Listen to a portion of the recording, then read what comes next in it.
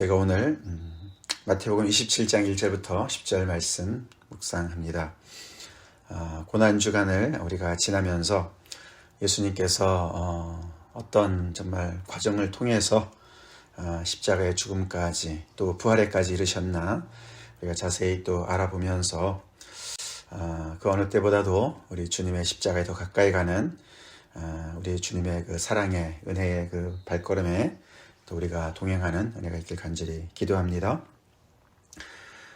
지난 주말 또 어저께까지 해서 26장의 내용이 진행이 되었습니다. 오늘 27장 앞부분에 이제 드디어 이 종교 지도자들은 예수님을 빌라도 이제 총독 빌라도에게 넘겨줍니다.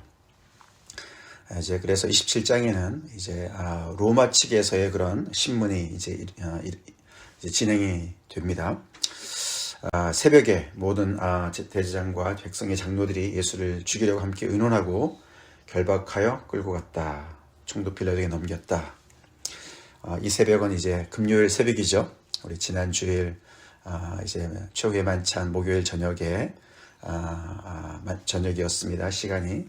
그러고 나서 그날 겟세마네에서 기도하시고 그날 체포가 되셔서 이제 밤새도록 이 종교 지도자들한테 신문을 받으신 거 아닙니까? 그게 26장에 기록이 되어 있습니다. 그들은 결국 예수님을 신성모독죄로 몰고 갔습니다.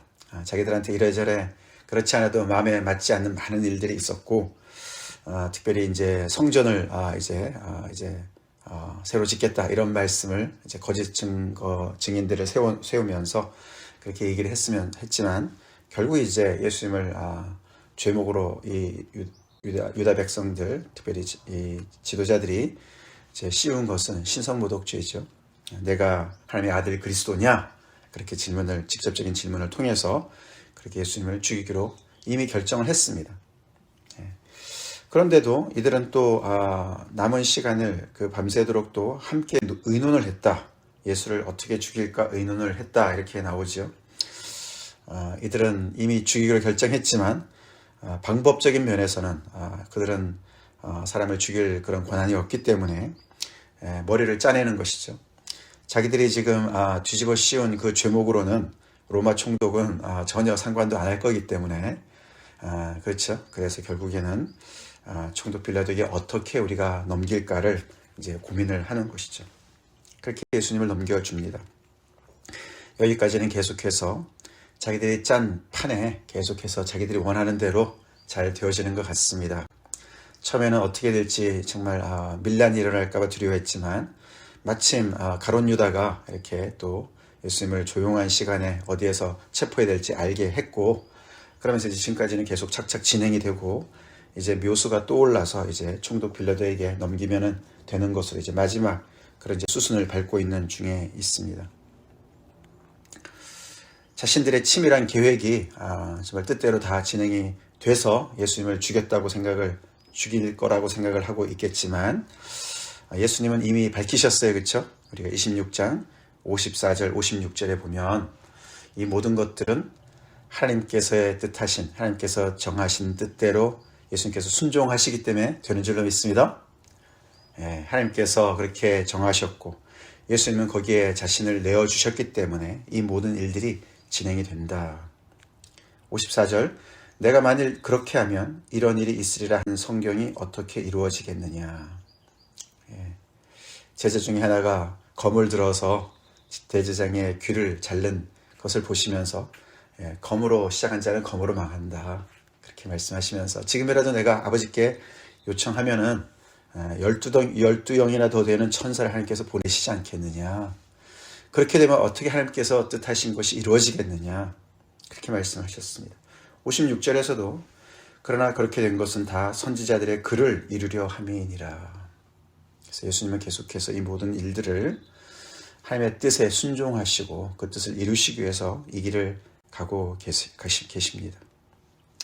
아무도, 심지어는 12제자들도 이해하지 못한 예수님의 그 길을 예수님은 계속해서 하나님의 뜻을 정말 순종해서 가시는 것을 우리가 기억해야 되겠습니다.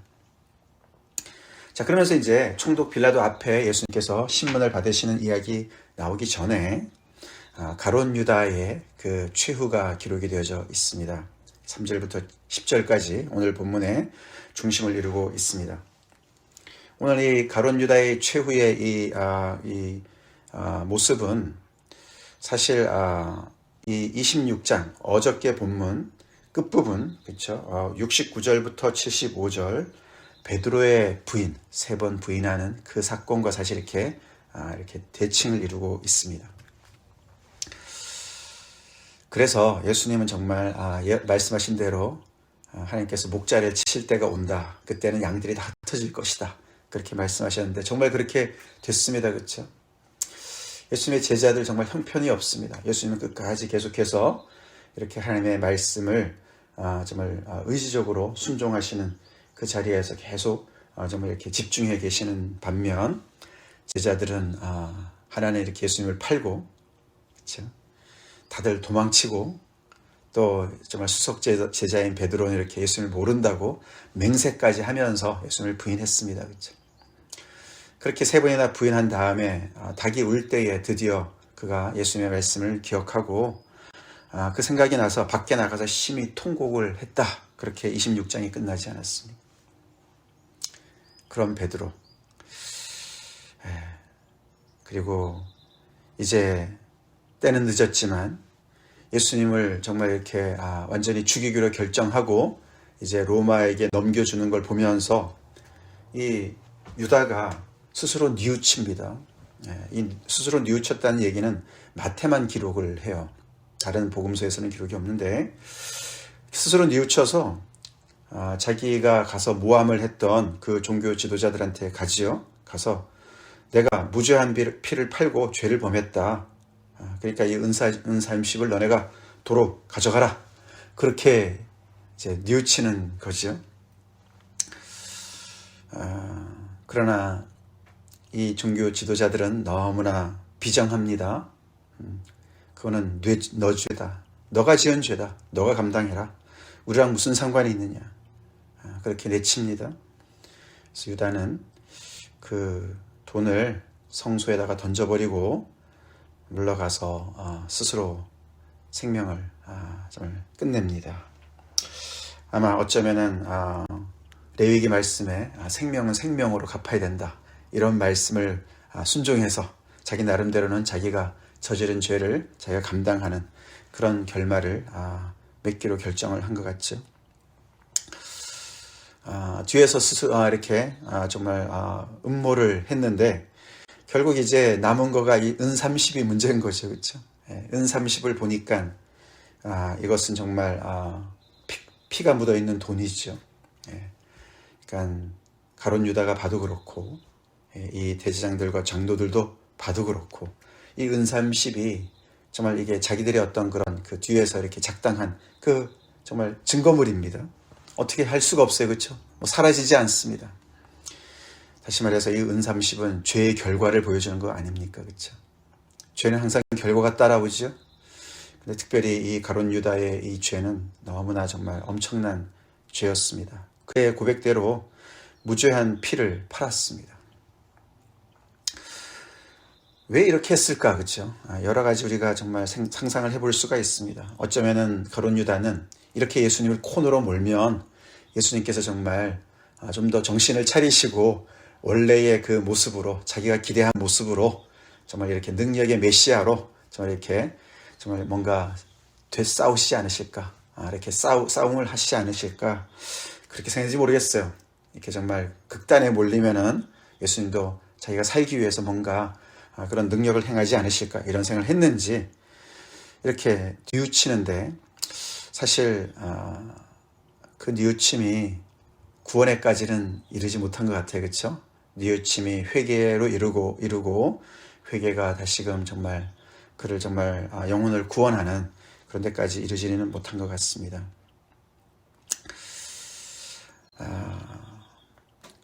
아까 말씀드린 대로 베드로의 실패와 이 가룟 유다의 배신 많이 닮아 있습니다. 그렇죠? 많이 닮아 있어요. 그런데도 그 결말은 너무나 하늘과 땅의 차이가 있습니다.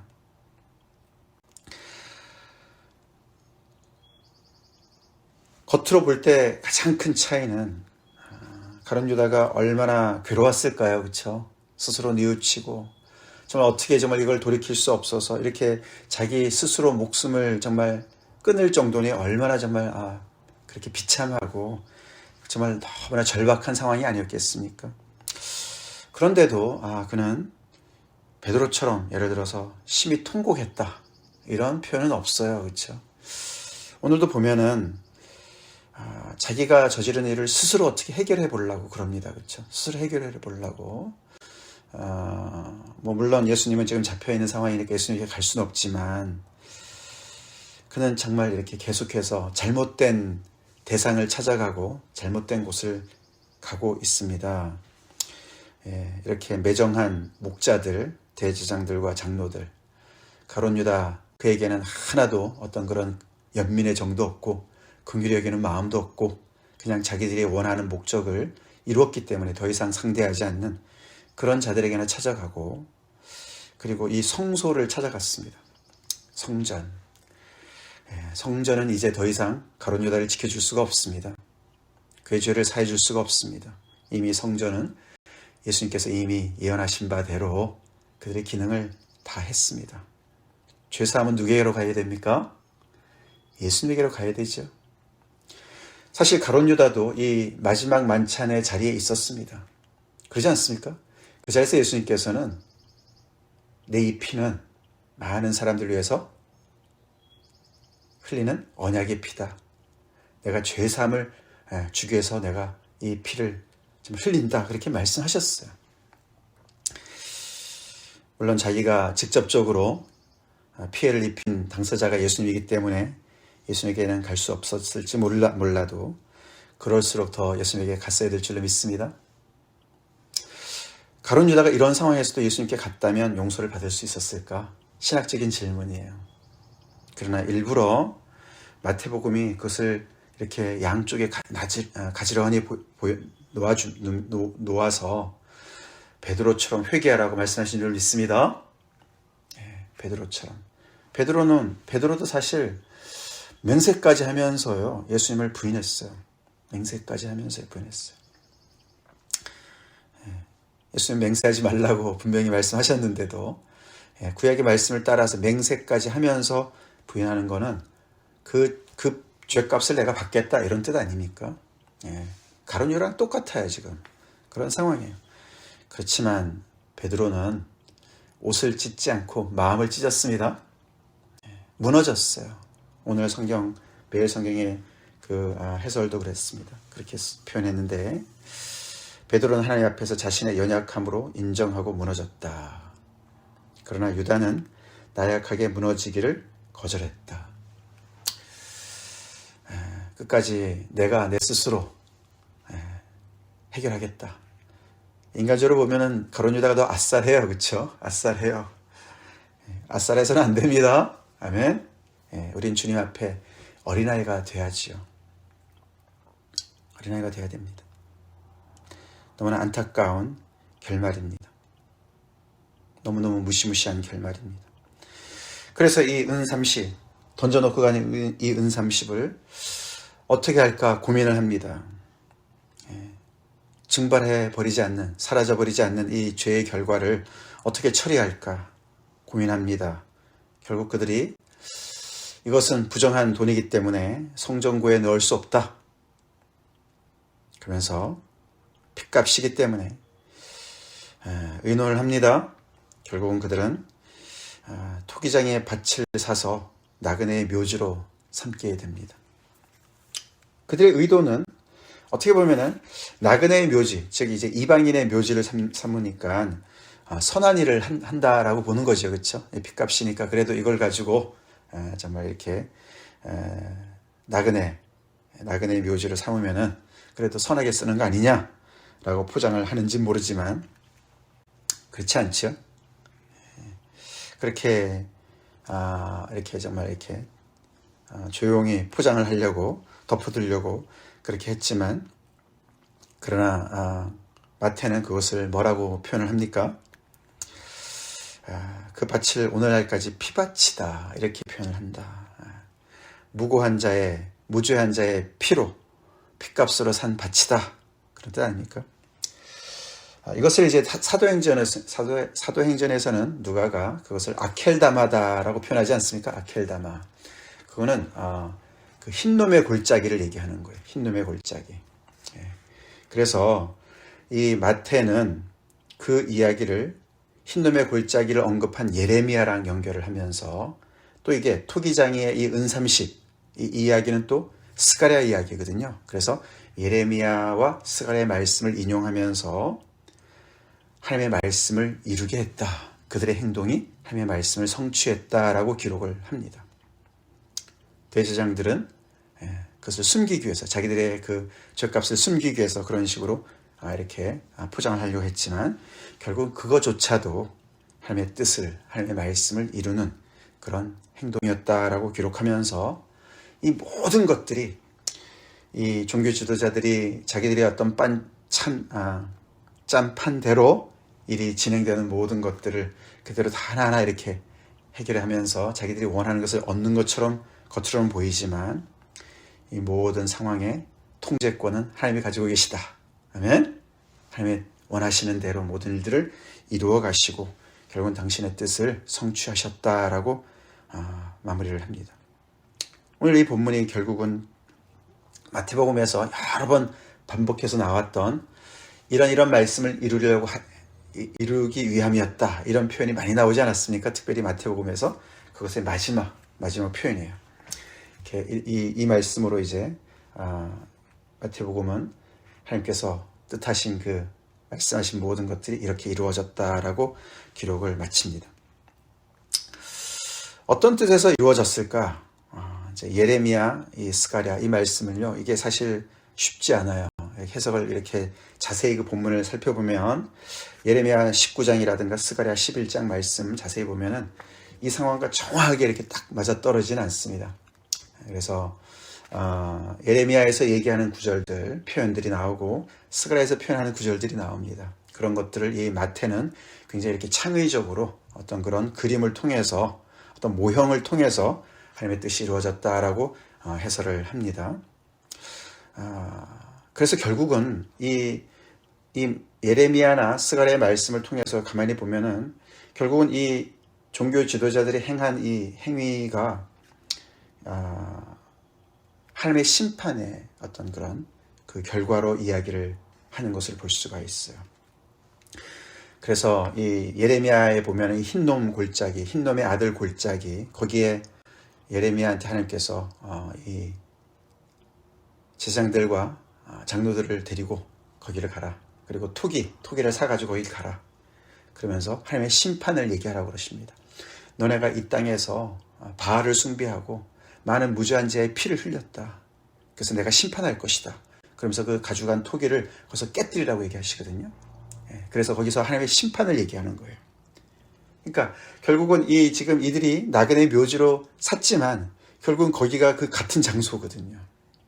그래서 하나님의 이 말씀이 이루어진 것으로 이렇게 표현을 합니다. 다시 말해서 여기가 나그네 묘지인 거죠. 그것이 나그네 묘지지만 두 가지가 부정해요. 그죠? 유대인들을 봤을 때는 이중으로 부정합니다. 나그네 이방인들도 부정하죠. 묘지도 부정해요. 그렇죠? 시체가 있는 곳이니까 부정합니다. 근데 그것이 이 이스라엘 백성들의 지도자들의 운명이고 결국 이스라엘의 운명이라는 것을 밝히고 있다는 것이에요.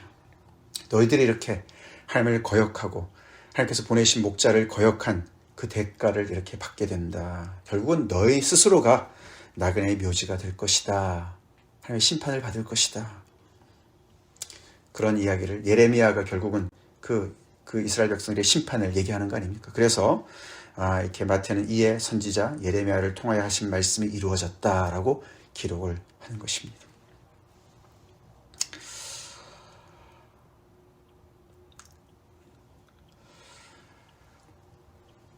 우리 오늘 말씀을 묵상하면서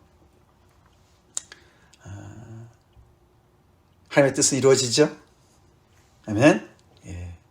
아무리 세상에 정말 이해할 수 없고 어떻게 저런 일이 벌어질 수 있나 너무너무 정말 격분하고 정말 이 제자들은 지금 어떤 상황일까요? 베드로는 지금 정말 이렇게 심히 통곡하고 다 흩어진 상황 속에서 자기는 조금 더 가까이 예수님에게 어떤 일이 벌어질까 따라는 가지만 또 멀리 멀찌감히, 그래서 이미 제자의 모습을 버렸죠. 그런 상황이고 다른 제자들은 다 걸어마 나 살려라 다 도망친 상황이고 가룟 유다는 이렇게 자살을 하고 이런 정말 엄청난 상황이 벌어지는 이런 상황조차도 하나님의 통제 아래에 있습니다. 모든 우리의 현실이 정말 뛰노는 정말 흉흉한 파도처럼 바다처럼 그렇게 언제 정말 이렇게 무너질까 멸망할까 정말 그렇게 두려움이 온다 할지라도 하나님의 정말 통치를 우리가 인정합시다. 하나님의 주권을 인정합시다. 그리고 이 예수님을 우리가 붙잡읍시다. 모든 사람들이 실패하는 그 자리에서 정말 하나님의 뜻을 온전히 이루시기 위해서 한 걸음조차도 실족하지 않으시고 하나님의 뜻을 이루어 가시는 그 주님. 실패했어도 우리 그 주님께 나갑시다. 어떠한 죄를 졌다 할지라도 우리가 마음을 찢고 아멘, 주님 앞에 갑시다. 다른 사람들, 다른 장소 가지 말고 가룟 유다처럼 예수님에게로 갑시다. 예수님에게로. 예수님이 우리에게 모든 죄를 담당하실 수 있고 이미 담당하셨습니다. 우리에게 죄의 사함을 주실 수 있는 분이시죠. 이렇게 실패한 베드로가 나중에 다시 회복이 되지 않습니까? 그래서 나중에 그는 초대교회에 정말 엄청난 영향력을 미치는 교회의 지도자로 세움을 받습니다. 하나님의 은혜는 그렇게 크고 넓습니다. 아멘. 그 안에 들어가자고요. 이렇게 자기의 뜻대로 판을 짜고 일을 진행해 나가는 이런 정말 권세자들이 있습니다. 악한 자들이 있어요. 종교의 탈을 쓴 사람들도 있습니다. 그러나 그 모든 죄악이 드러날 때가 오는 것이고 그 죄악을 담당할 때가 오는 것이죠. 우린 죄를 무서워해야 되겠습니다. 아멘. 은 30냥, 은 30냥, 이 없어지지 않는 이 죄의 결과가 있는 것이죠. 이 죄의 결과. 우리가 그래서 늘 하나님 앞에 두렵고 떨림으로 주님 앞에 나아갑시다. 나아갑시다. 같이 기도하겠습니다. 하나님, 감사합니다. 오늘도 주님의 권속들 이 새벽에 모이게 해주시고 말씀을 묵상하며 주님 앞에 또 기도하게 하시네 감사합니다. 주님, 특별히 오늘은 가룟 유다의 비참한 최후를 또 우리가 묵상합니다. 아버지, 우리가 어떤 자리에서 어떤 실패를 했다 할지라도 이런 결말을 맺지 않게 도와주시고 아무리 뻔뻔하게 자존심이 허락지 않는다 하더라도 예수님께로 나갈 수 있는 용기를 주시옵소서. 우리에게 죄사함을 주시는 유일하신 참 목자 되신 주님 앞에 우리를 너무나 불쌍히 여기시고 긍휼히 여기시는 그 주님 앞에, 그래서 그 길을 이렇게 아버지 정말 순종해서 가시는 그 주님 앞에 달려가는 저희가 되게 도와주시고 넘어졌어도 베드로같이 다시금 회복되어지는 그런 아버지의 은혜를 아버지 받게 도와주시옵소서. 예수님 이름 받들어 간절히 기도 올려옵니다. 아멘.